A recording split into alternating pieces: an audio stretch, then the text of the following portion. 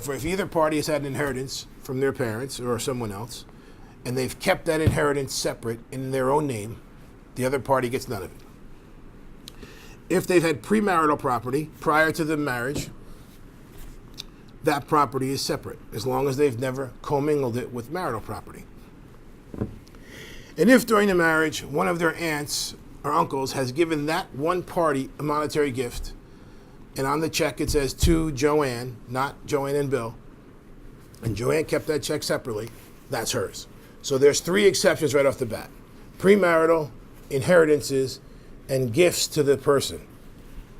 Remember, those exceptions only stay as exceptions if you keep that gift, inheritance, or premarital property away and out of the name of the spouse. We're talking about exempt property. The term is exempt. Everything is joint, and we've just talked about 3 exempt pieces of property. If you put his name on it, you have now commingled that exempt asset, and it has lost its exempt nature, and it has become joint. Does it mean that he gets 50-50? No. It simply means that that is in the pot for distribution, and that's where the term equitable comes in. So if one party had a premarital house and sold it and had $200,000 that they then took and put down on the marital residence so that the husband and wife could live together, 2 years later they get divorced.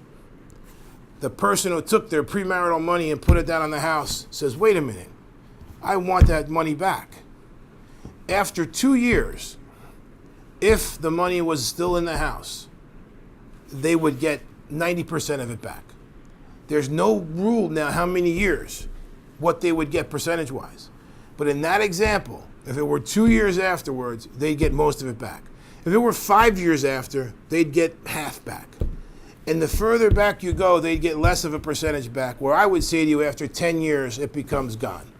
That's, in my own mind, after 10 years, that $200,000 has been completely commingled and it's no longer yours. There could be an argument that after 8 years it's gone.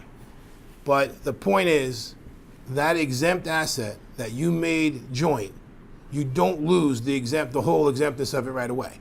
It becomes joint, but it doesn't mean it's 50-50. And that's the point. It's not equal, it's equitable.